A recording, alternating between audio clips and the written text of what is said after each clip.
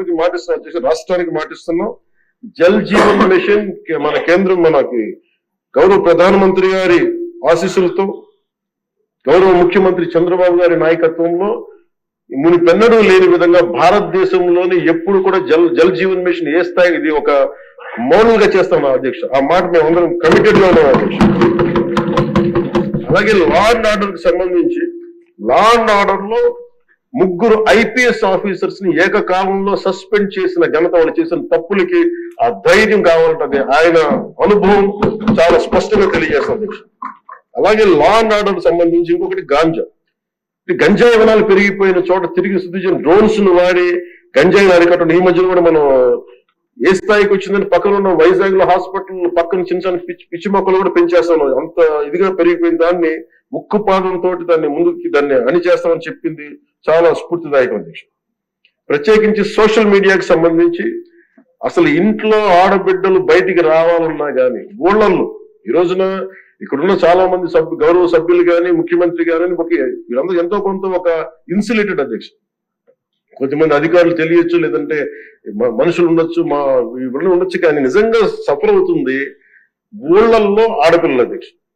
ఈ అలవాటు అయిపోయి, గత ప్రభుత్వం చేసిన అలవాటు అయిపోయి ప్రతి ఒక్కళ్ళు ఒక ముఖ్యమంత్రి స్థాయి వ్యక్తిని బూతులు తిట్టడం, అన్ని తిట్టిన తర్వాత కూడా వాళ్ళకి అలవాటు అయిపోయి ఇంకెవరు తిట్టాలో తెలియక స్థానికంగా ఉన్న ఆడపిల్లల మీద కూడా వీళ్ళు అవాకులు చవాకులు పేలి పచ్చి బూతులు తిడతా ఉంటే ఎవరికి చెప్పుకోలేక వాళ్ళు ఇబ్బంది పడతా ఉంటే బయటికి రాలేకపోతున్నారు. క్రైమ్ మైండ్ సెట్ పెరిగిపోయింది, క్రిమినాలిటీ పెరిగిపోయింది. ఇలాంటి సమయంలో ఆయన ఉక్కుపాదంతో సోషల్ మీడియా యాక్టివిస్టులు అనే పేరు చెప్పుకునే గుండాలకి, రౌడీలకి ఆయన తీసుకున్న చర్యలు, హోంమంత్రి అనిత గారు తీసుకున్న చర్యలు చాలా బలమైన అభినందనలు చేస్తారు.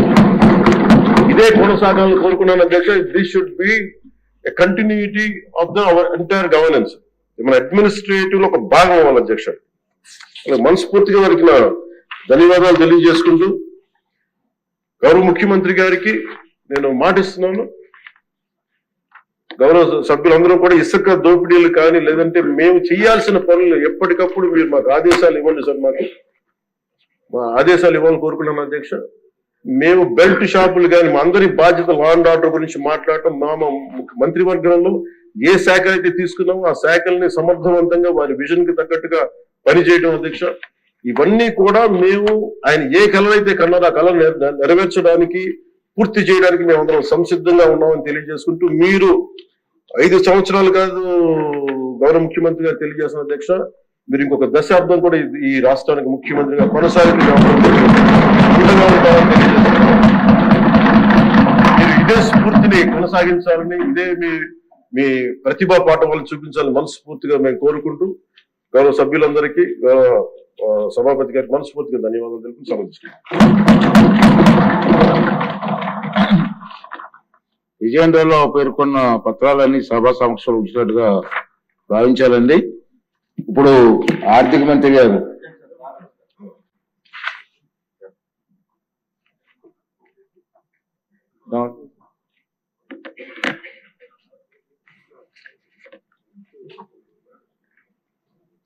ఏంటి కృష్ణకుమార్ గారు మీరేం మాట్లాడాలా?